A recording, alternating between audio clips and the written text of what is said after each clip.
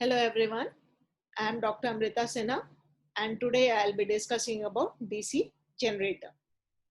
Now the topics to be covered today are the working principle of a DC generator, the difference between AC and the DC generation, the derivation of the EMF equation, the voltage and current equation for different types of DC generators, and finally the power flow diagram of the DC generator.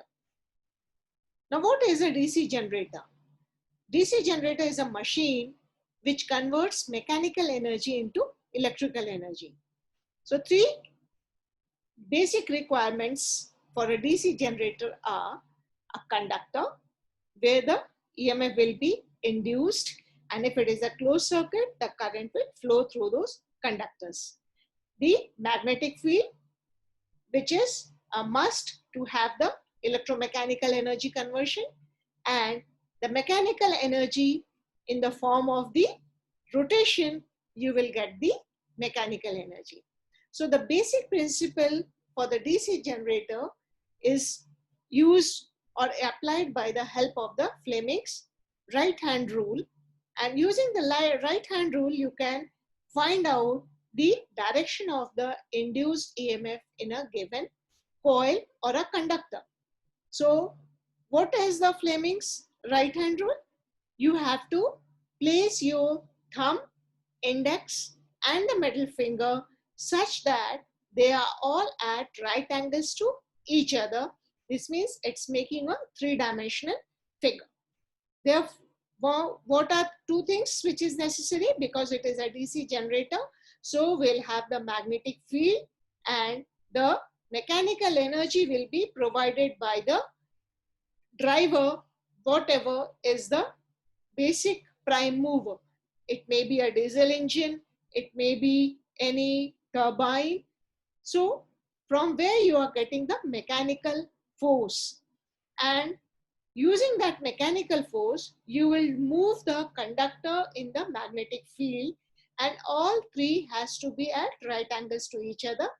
And when the index finger points the direction of the field and the thumb gives you the direction of the motion, then the middle finger is giving you the direction of the induced EMF. So this is the Fleming's right hand rule, and using this is the solution for the DC generator to find out what is the direction of the induced EMF. So what is the basic working principle? The Faraday's law of electromagnetic induction has to be used, because Faraday's law of electromagnetic induction says that when a conductor is placed in a varying magnetic field or a conductor is moved in a magnetic field, and EMF gets induced in the conductor, the magnitude of the induced EMF can be calculated from the EMF equation of the DC generator. That is, Faraday's law of electromagnetic induction says that the induced EMF will be equal to the rate of change of flux with respect to time into the number of turns of the given coil, gives you the induced EMF, the magnitude of the induced EMF. So if the conductor is provided with a closed path, the induced current will circulate within the path, and in a DC generator, field coils produce an electromagnetic field and the armature conductors are rotated inside the field. Thus, an electromagnetically induced EMF is generated in the armature conductors, and the direction of the induced current is given by the Fleming's right hand rule. According to Fleming's right hand rule, the direction of the induced current changes whenever the direction of motion of the conductor changes. Let's consider an armature rotating clockwise and a conductor at the left moving upward. When the armature completes a half rotation, the direction of the motion of that particular conductor will be reversed to the downward, and hence the direction of current in every armature conductor will be alternating. So we'll come to the actual figure where we'll try to understand it. Now over here you can see there are two magnets. One is the north pole, one is the south pole, and in between a coil is being placed. That is, you have got A, B, C, D given terminologies for the coil, and if it is rotated in the clockwise direction, then the CD goes down, and if it goes down, then EMF will be generated depending on the rate of the change of the flux. Now, if the coil is perpendicular to the poles, to the field, in that case, the induced EMF is equal to 0. That is because the rate of change of flux when it is perpendicular to the field is maximum. So the flux flowing through the coil will be maximum, but the rate of change will be minimum. While when it is in the horizontal position, in that case, the rate of change of flux is maximum, and therefore you get the maximum induced EMF in the given conductor. Now again, we have applied the Fleming's right hand rule, and we see that what will be the direction of the induced EMF. So when you have the coil and the field will be in the direction of the north to south. So place your forefinger from north to south, and you see that the direction as per the clockwise direction, AB will be going upwards. So when the AB goes upward, in that case, the direction of the induced EMF will be in the direction of the inward towards the side. And when the CD conductor, when the force is applied in the clockwise direction, this will be going downwards, and therefore the as per the motion of the given conductor, the current flowing through the CD will be outwards. So this is how we'll try to understand with some few more figures that what is an AC and how it is converted into DC. Now over here, if you see the figure, we have got the magnetic field in the direction of the north to south, and then we have two conductors, blue and green, and at the output we have connected a slip ring, not a split ring. Okay, when you have got a slip ring and the conductor rotates, this coil rotates in the clockwise direction, then in this horizontal position, the rate of change of flux is maximum, hence the current induced will be maximum. And as it comes to 90 degrees to the field, in that case, the induced EMF will be coming down to 0, or the current will be 0, because you see the direction of the current is still there. The green was negative over here. Again, the green will be negative over here. And once you again turn the position, the coil on the right side will have the same direction, but it is collected by the brush in the opposite way. Therefore, it goes to the negative direction. Okay, again you can see the figure. That is, the green is coming downwards and blue is going upwards.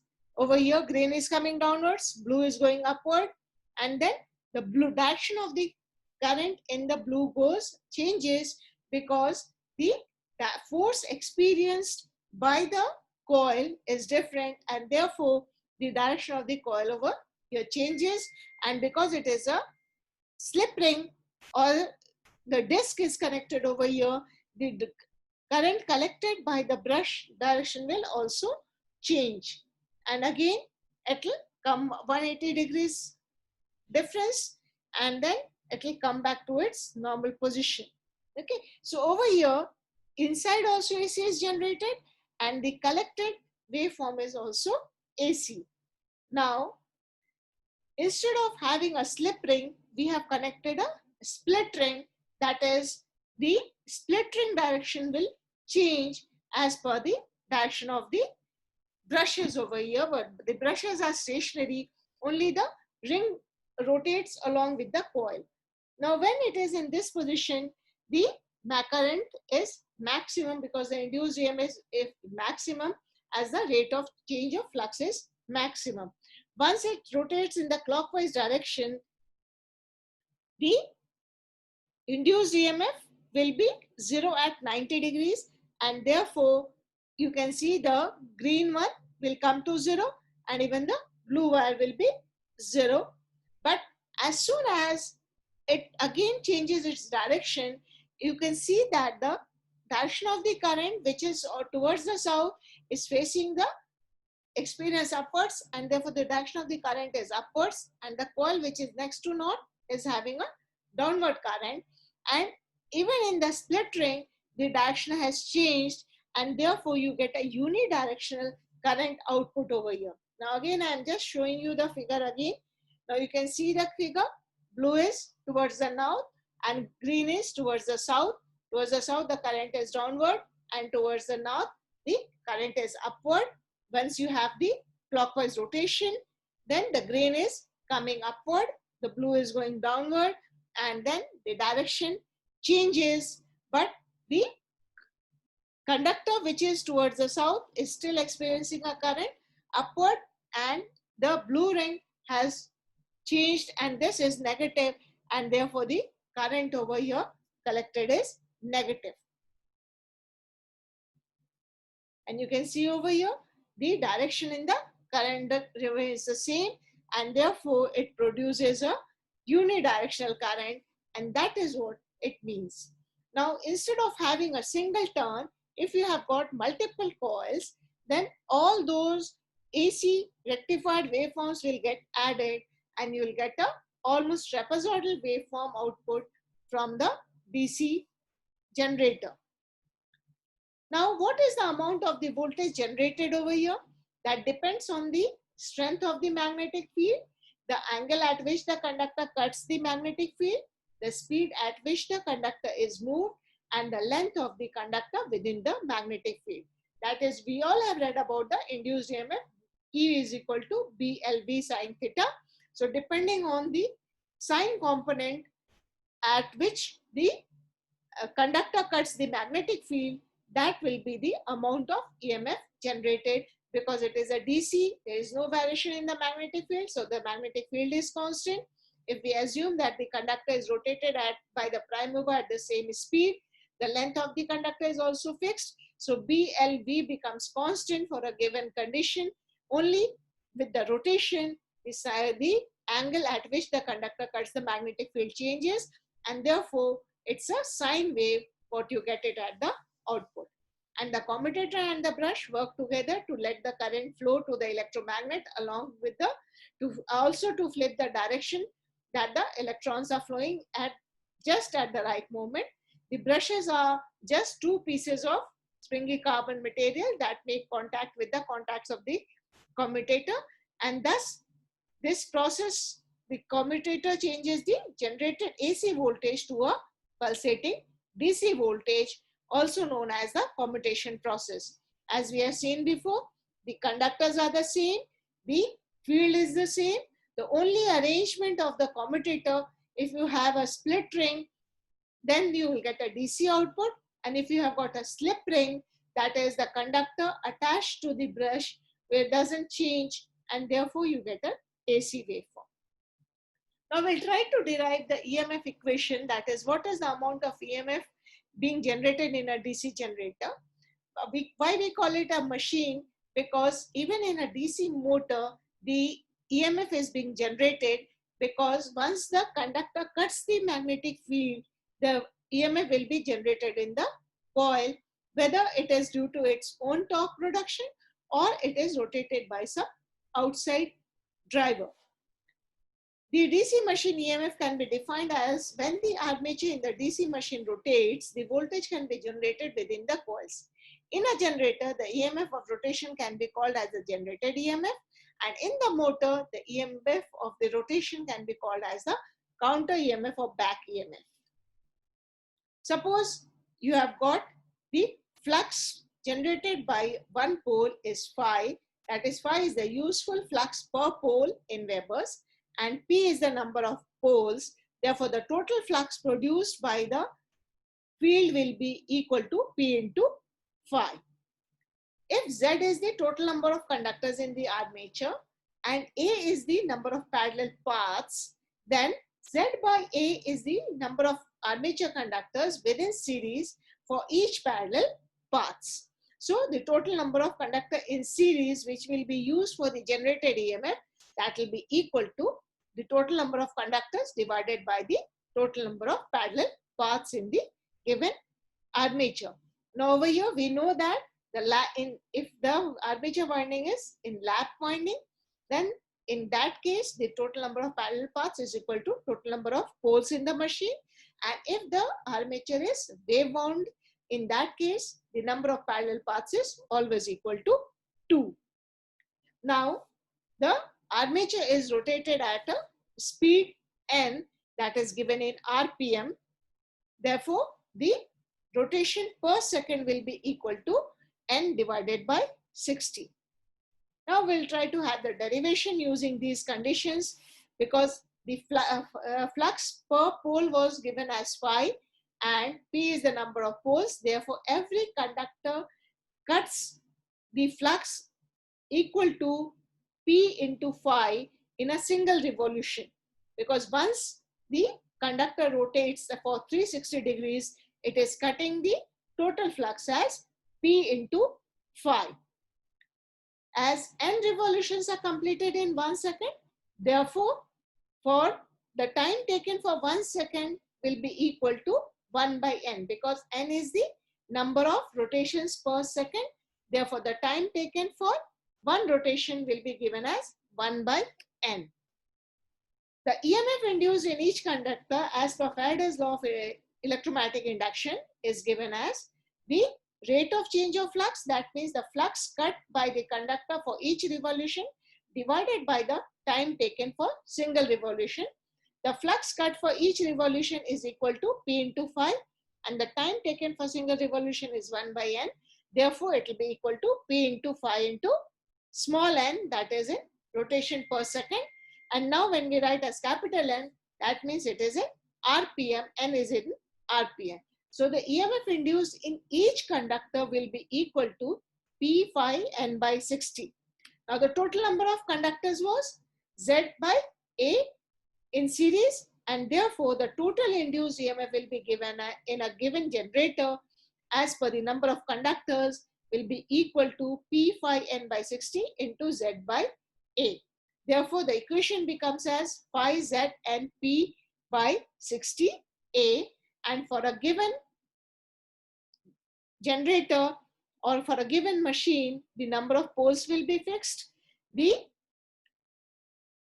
Z, the total number of conductors will be fixed. The windings, because once it is bound, we don't change the number of parallel paths, so A will be fixed. And therefore, the induced EMF will be dependent on the flux and the rotation in RPM. So EMF induced can be said to be proportional to the field flux and the rotation in RPM, the armature rotation. Now, how can you write the DC generator equations?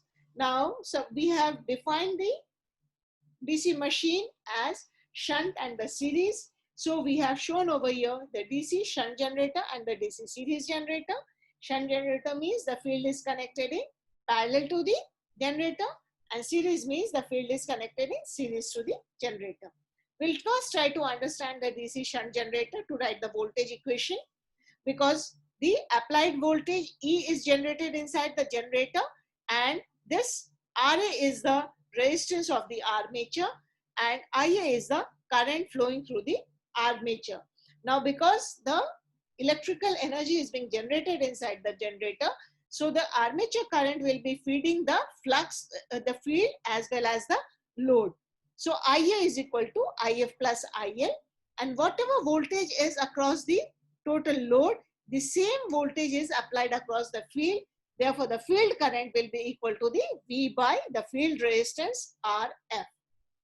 And when we write the KVL equation for the generator and the load, then that means that the induced EMF E will be equal to V plus IRA, because the terminal voltage V will be the induced EMF minus the voltage drop in the generator itself, because generator windings will have certain resistance and a current is flowing in the generator windings. Hence, there will be a drop inside the generator, and so you will have the voltage equation as V is equal to E minus IA RV.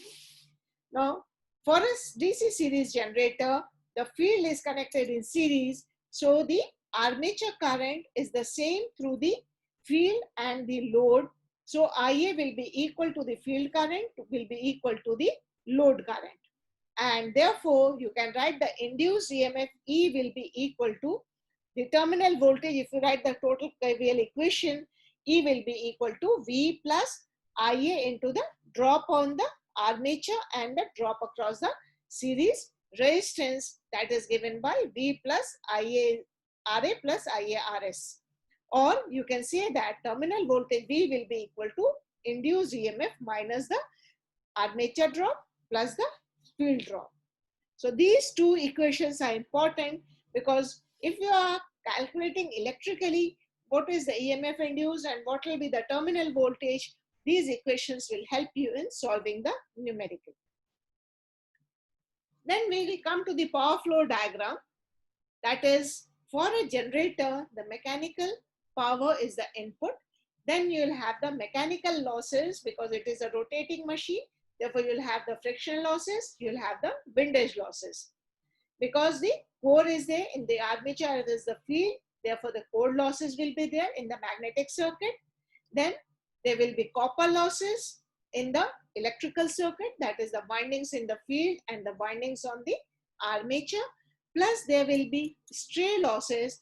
Stray losses are mechanical losses which is dependent on the load, and therefore we say that the copper losses is I square R losses. So if the current is variable, the load is variable, and therefore you can say that copper losses and stray losses are variable losses, and the windage losses and the friction losses plus the core losses are the fixed losses in a generator.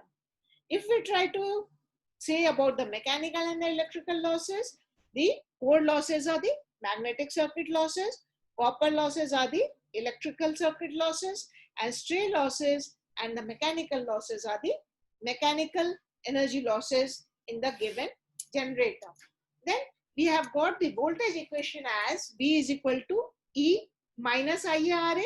If you multiply the equation throughout by IA, you will get V into IA is equal to EIA minus IA square RA. Now what does it represent? VIA is the actual electrical output which you are getting from the generator, while the produced output or the electromagnetic torque which is available at the generator will be E into IA, and IA square RA is the copper loss taking place in the armature. So this is your power flow diagram of the DC generator. That is, once you have the mechanical input, you will have the mechanical losses, the core losses which are fixed losses. Whether you run the generator at no load or you run at load, the mechanical losses and the core losses will be always fixed, while the copper losses and stray losses are load dependent. As we increase the load, the copper losses and stray losses also increases. So what all things did we study today? That is the working principle of a DC generator, which is based on the Fleming's right hand rule, and we try to find out the direction of the induced EMF with the help of the three fingers, index finger, middle finger and the thumb, with the help of the Fleming's right hand rule, that if we know the direction of the field, we know the direction of rotation, we can find out the direction of the induced EMF. Then the difference between the AC and DC generation, that is, if the commutator is available, or with the help of the split ring we can generate DC, that is, both are the mechanical rectifier circuits basically. And if the commutator is not available, or if you don't have the split ring, then the actual waveform generated in the armature is the AC waveform. Then we have derived the EMF equation, which is equal to E is equal to phi Zn P by 60A, where phi is the flux per pole, P is the total number of poles in the given machine, Z is the total number of conductors, N is the rotation in RPM, and A is the total number of parallel paths. So E is equal to phi Z N P by 60A. Then we saw the voltage and current equations, that is, E is equal to V plus IRA, or V will be equal to induced EMF the minus the IRA drop. That is, the induced EMF is the actual voltage generated in the given armature, but at the terminal you will get it after the voltage drop in the armature of the generator. So the terminal voltage V is equal to E minus IRA. Then the power flow diagram, that is, what are the different losses taking place in a generator. The different losses are the mechanical losses, that includes the windage losses plus the friction losses, the stray losses, core losses, and the copper loss in the DC generator. So if you want to find out the efficiency of a DC generator, the efficiency of the DC generator will be output divided by the input power and 200 if it is the percentage efficiency. Thank you.